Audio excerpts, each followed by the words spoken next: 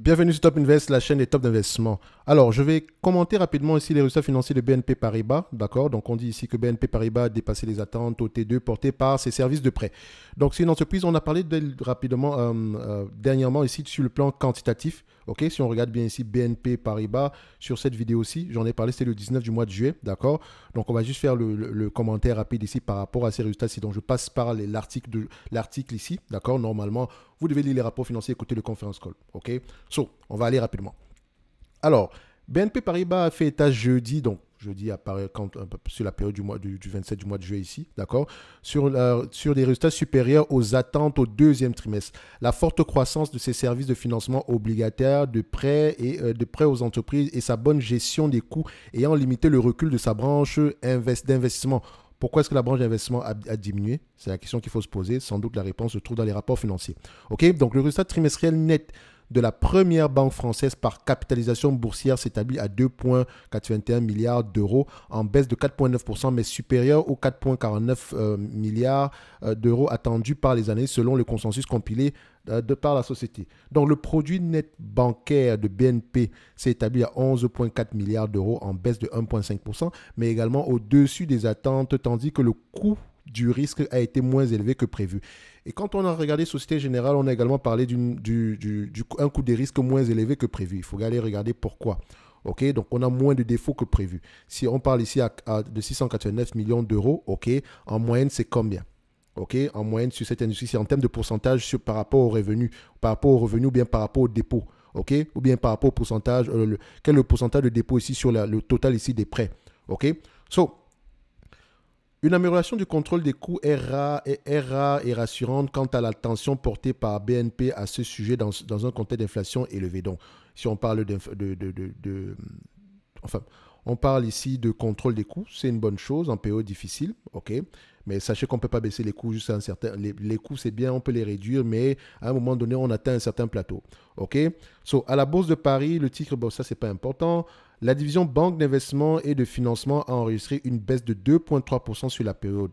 Son résultat ayant notamment été affecté par une forte baisse des revenus de FICC en chute de 18,4%, tandis que ceux de sa branche Equity et Prime Service ont baissé de 3%.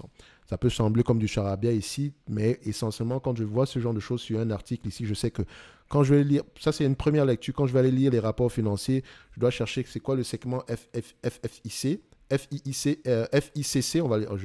je vais y arriver. Donc, dans la division banque d'investissement et financement. Et je dois également me poser la question, quand on parle dans cette division-ci, comment est-ce que l'entreprise se rémunère? Est-ce que c'est une rémunération uniquement par rapport aux frais? Est-ce qu'on a un différentiel par rapport au taux d'intérêt, etc. Donc, c'est important d'aller regarder. Donc, en revanche, également ici, ne vous dites pas que, oh non, mauvais résultat ou quoi que ce soit. Regardez la tendance, d'accord, sur une longue période de temps. Comment est-ce que ça se comporte? OK? So, est-ce qu'on avait une croissance de revenus et là, présentement, on a juste un ralentissement? Est-ce que voilà, on est juste resté à la moyenne que l'entreprise a souvent, que la moyenne que l'entreprise a connue par le passé? Donc, il faut toujours aller regarder les moyennes et les tendances dans ce secteur, sur chaque segment d'activité. OK? En revanche, le chiffre d'affaires des activités de global banking au sein de la banque d'investissement qui comprennent les émissions obligataires, les prêts syndiqués et la gestion de trésorerie a bondi de 17,5% au deuxième trimestre à périmètre de échange constant. Vous connaissez déjà la question. Pourquoi? Le résultat net a également été impacté par une série d'éléments exceptionnels à hauteur de 723 millions d'euros, dont ces éléments comprennent une provision de 125 millions d'euros pour un litige non spécifié. Vous voyez, toujours des litiges, toujours. Et maintenant, on ne spécifie même pas le litige. Pourquoi? On a des choses à cacher? Ça, je n'aime pas. Comme je dis toujours ici, une banque, ça doit être comme un livre ouvert. Donnez la bonne information parce que c'est essentiellement la gestion des risques ici. Donc, il y a un 125 millions ici que vous avez eu à payer par rapport à un litige que vous n'avez pas spécifié. Est-ce que c'est sérieux? Et je dois faire confiance au management. Donc, ça veut dire que si vous ne spécifiez pas ce risque-là, ce litige-là, ça veut dire ici que ça peut avoir un impact sur l'image de la banque. Peut-être. Mais ça me dit déjà ici que la banque, déjà, si vous êtes condamné pour ce genre d'éléments-là, il faut faire très attention. Si vous avez à payer des fines, c'est 125 millions, entre parenthèses, c'est rien, hein, mais ça vous donne une idée de la culture d'entreprise. Je ne dis pas que ouais, une banque ne doit jamais avoir des procès ou ce genre de choses-là. Si, elle peut en avoir, mais de quelle nature? Dernièrement, on parlait de Société Générale qui avait eu à payer des fines également ici par rapport au fait qu'elle utilisait un service de messagerie ici qu'elle n'avait pas déclaré, d'accord? Donc illégal, ou on va le dire comme ça. Est-ce que c'est normal? Pourquoi? La culture d'entreprise est très importante chez les banques parce que c'est essentiellement, c'est essentiellement ici la gestion du risque. Est-ce que je peux faire confiance aux gens qui ne me donnent pas toutes les informations nécessaires, même quand il s'agit d'un montant pareil? Ça peut sembler anodin, hein, mais franchement, faites très attention à la culture d'entreprise. Et c'est quelque chose de très subjectif. Et pour avoir des idées, pour avoir à peu près des indices, il faut regarder à peu près quelle est la façon dont l'entreprise, comment est-ce que l'entreprise se présente généralement, comment est-ce qu'elle donne l'information, même l'information la plus négative. Est-ce qu'elle a tendance à vous la donner du point de la manière la plus claire possible?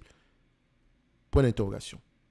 So, il s'ajoute à un ajustement de couverture de 430 millions d'euros lié au changement de modalité fixé par la Banque centrale européenne pour les prêts à plus long terme ciblés, donc le TLTRO. Donc, il faut également regarder qu'est-ce que ça inclut spécifiquement pour les banques européennes, d'accord? Parce qu'on a tendance à voir ce genre d'éléments également sur la Société Générale. Un plan de relance monétaire visant à soutenir l'économie alors que les taux d'intérêt restent à des niveaux historiquement bas, a déclaré la banque. Taux d'intérêt à des niveaux historiquement bas? Ok. Pourquoi? Enfin, c'est la question que je ne connais pas le tissu économique en Europe ici par rapport aux banques, mais je sais que bon, quand on parle d'augmentation des taux d'intérêt, ça dit que techniquement, on devrait en avoir de plus en la culture de taux d'intérêt assez élevé n'est pas encore. Enfin, les hauts taux d'intérêt n'ont pas encore. Comment est-ce que je vais le présenter ici de la manière la plus simple possible? Alors, il dit ceci, un plan de relance monétaire visant à soutenir l'économie alors que les taux d'intérêt restent à des niveaux historiquement bas. Ok, l'inflation est à un niveau assez élevé. Vous lancez un plan de relance économique ici pour laisser les taux d'intérêt à des niveaux assez bas. Ça, je me dis, sur le plan, ça n'a pas trop de sens sur le plan macroéconomique. Ok? Ça n'a pas trop de sens. Parce que pour combattre l'inflation, il faut augmenter les taux d'intérêt. En Europe, je ne sais pas à combien quel est leur niveau ici. Mais je sais une chose, c'est que les banques ici doivent acheter de l'argent et elles doivent vendre de l'argent. Si elles achètent déjà de l'argent à des taux d'intérêt assez élevés, on ne peut pas leur demander de vendre cet argent à des taux d'intérêt très bas. Vous voyez ce que je veux dire? Parce qu'elle se rémunère ici sur le différentiel entre ces deux éléments-là. Le prix, enfin, les intérêts sur les dépôts et les intérêts sur les prêts. D'accord? Si les intérêts sur les dépôts sont moins élevés que les intérêts sur les prêts, la différence ici, dans notre poche. Si les intérêts sur les dépôts sont plus élevés que les intérêts sur les prêts ici, là, ce n'est pas bon à court terme. OK? So, BNP Paribas a confirmé son programme de rachat d'actions de 5 milliards d'euros. Elle a confirmé que son programme de rachat d'actions de 5 milliards d'euros se déroulerait comme prévu, ajoutant que la deuxième tranche des 2 milliards 500 de 2 milliards 500, d'accord, 2 milliards 500 et c'est ça, 2 milliards 500 2,5 milliards d'euros, 2 milliards 500 millions d'euros ici. Donc, on va se dire ici que la deuxième tranche ici a été approuvée et serait lancée dès le début du mois d'août. So, on s'attend à un rachat d'actions ici. La première tranche a déjà été effectuée, tant mieux, d'accord. Et on s'attend à la deuxième tranche. Donc, on peut se dire ici, par rapport aux actifs qu'on a présentement ici, on s'attend à une réduction du nombre d'actions ici de combien? Par rapport au prix actuel, hein, ça peut changer. Faites attention. Près de 3% d'actifs, c'est une bonne chose. Et on peut regarder également ici par rapport aux dividendes qu'elle verse. Vous voyez ici que le rachat d'actions, attendez, plus 5,25. Attention, ça c'est plus quand vous voyez moins ici. Donc ça dit on vous dit ici que ça a un impact négatif. Ça veut dire que le nombre d'actions a augmenté. Pourquoi? Est-ce que c'est une question c'est par rapport à ce logiciel-ci? Est-ce que c'est une erreur? Mais attendez, on a une diminution. C'est bizarre. Je pense qu'ici, on a une diminution du point de vue quantitatif, mais à ce niveau-ci, ça n'a pas été, l'information n'est pas encore rancrée. Est-ce que je devrais comparer? Je pense qu'à ce niveau, il doit y avoir une erreur à ce niveau-ci, au niveau de Coifin. OK? Je pense qu'il y a une erreur à ce niveau. Dans tous les cas de figure, le dividende ici, il faudrait aller regarder par rapport à ce qu'on paye aujourd'hui. Est-ce qu'il est safe? On peut également aller regarder par rapport aux prévisions ici des analystes. Est-ce qu'on est optimiste pour le futur ou pessimiste? Vous voyez ici qu'en termes de bénéfices, on est de plus en plus optimiste ici. Mais faites également attention, les banques, c'est un business très particulier, hein, dans le sens où ça peut sembler prévisible comme business d'accord? Mais essentiellement ici, il faut questionner ici le portfolio de prêt pour, histoire de voir à peu près comment est-ce que la variation des taux d'intérêt pourrait impacter le business ici, dépendamment de son portfolio de prêt. Il faut également voir est-ce que ces personnes à qui on a prêté sont solvables, quel est le taux de défaut par rapport au portfolio de prêt ici, etc., etc. On en a énormément parlé. Donc, vous voyez ici que 2 tiers du temps ici, les analystes ont raison. Ça peut sembler énorme, mais faites attention, d'accord? Ça reste une banque ici. On n'aura pas tendance à payer des PER très, très élevés ou bien des multiples de valuation très, très élevés. En date d'aujourd'hui, est-ce qu'elle a les moyens de payer ce dividende? Oui, bien sûr. Elle a les moyens de payer ce dividende. Si elle voulait, pouvez vous reverser 13% en date d'aujourd'hui. Est-ce que le bilan financier est solide ici? Si on se limite juste à ce que le S&P Capital, c'est ça, le rating ici de Standard & Poor's ici, c'est 4A+. Donc, on va se dire ici que, comme je l'ai toujours dit, les banques, compagnies d'assurance, privilégiez tout au-dessus de A, au-dessus de B. OK? Dès le moment où une compagnie d'assurance commence à avoir des notes de BB, BB+, ou B-, non, je ne dis pas que c'est dangereux, qu'il ne faut pas y investir, mais soyez prudent. D'accord? Soyez prudent. Parce que ça peut être complexe de lire le bilan financier d'une banque ici. D'accord? Donc, pour prendre un raccourci, vous pouvez aller voir ce genre d'éléments si rapidement. Mais dites-vous également que ça dépend de la personne qui note. Donc, il faudrait vraiment faire confiance à ces personnes-là. OK, comme par exemple, on a dégradé la note des États-Unis ici. Pourtant, certaines personnes vous disent ici que ça fait bien longtemps qu'on devait le faire. Donc, ça fait des années qu'on aurait dû dégrader cette note-là. Mais c'est juste aujourd'hui qu'on l'a fait.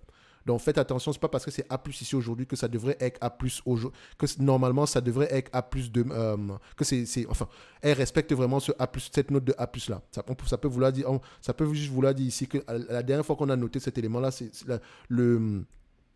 l'agence de notation a donné A+. Et l'agent de notation ici, qui la rémunère? Point d'interrogation. Bref, BNP, on va se dire que c'est une compagnie, comme je l'ai dit, elle est assez bien gérée, d'accord? Parmi les banques françaises, celle que je n'aime pas, c'est Société Générale. OK? Mais BNP Paribas, ça va. D'accord? Donc, on peut se dire ici, quand je resterai sur le même avis que sur ma dernière vidéo de BNP Paribas ici, on en a fait plusieurs également. Donc, il me semble que c'est assez correct en date d'aujourd'hui par rapport au prix actuel. Et je sais que vous êtes là pour le dividende, etc. Il est assez safe en date d'aujourd'hui, même s'il se réserve le droit de le couper en période difficile. Et pour moi, j'ai pas souvent c'est pas de problème, c'est pas un problème pour moi de réduire le dividende en période difficile. OK? Je n'ai pas dit qu'elle va le faire, hein. Donc, questionnez le portfolio de prêt ici, histoire d'avoir une idée, histoire d'avoir ici le tableau dans son ensemble. OK? Un like, un abonnement, un commentaire, ça fait toujours plaisir. N'oubliez pas, en lien dans la description de la vidéo, vous avez le service Top Premium. OK? Donc, n'oubliez pas également de vous abonner massivement ici à la chaîne secondaire Top Dividende, où on parlera uniquement d'entreprise versant des dividendes, la meilleure des manières, d'accord? De la bonne manière. Du point de vue quantitatif ici, on ne va pas juste se limiter à la croissance de dividendes, on va tout regarder. Comme on a l'habitude de le faire ici, sauf que ça sera uniquement des entreprises versant des dividendes depuis au moins 10 ans depuis au moins 10 ans de manière stable et croissante dans le temps. OK? Il y a des entreprises qui versent des dividendes depuis 10 ans et qui ne devraient pas le faire. Donc, on va questionner la politique d'allocation du capital. C'est un élément qui est important pour nous. Parfois, c'est bien de payer un dividende, c'est également mieux de racheter des actions, ou bien c'est également mieux de faire les deux. Parfois, ce n'est même pas bien de le faire du tout. OK? Donc, si ça vous intéresse, n'hésitez pas à nous rejoindre sur la chaîne secondaire Top Dividende. Le lien est sur la page principale de la chaîne. N'oubliez pas également que pour ceux qui sont intéressés par les formations concernant les banques ici, sachez qu'il y a beaucoup de choses que je ne dis pas par rapport aux banques ici. J'ai déjà eu tendance à le dire par le passé ici, mais maintenant, je me limite aux éléments quantitatifs. Et je vous ai toujours dit, faites attention aux banques. Parce que la façon dont on les analyse justement ici, il y a bien plus d'éléments, il y a bien plus de questions que ça qu'on pourrait poser du point de vue quantitatif. D'accord? Le lien est dans la description de la vidéo pour le service Top Premium.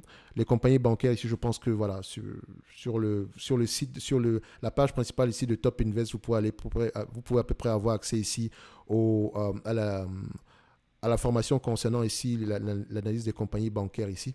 La page de vente n'a pas encore été correctement écrite. Je n'ai pas le temps par rapport à ça présentement. Et vous savez que les pages de vente, jamais chez moi ici. Voilà. Je vais regarder ça un jour, de toutes les façons.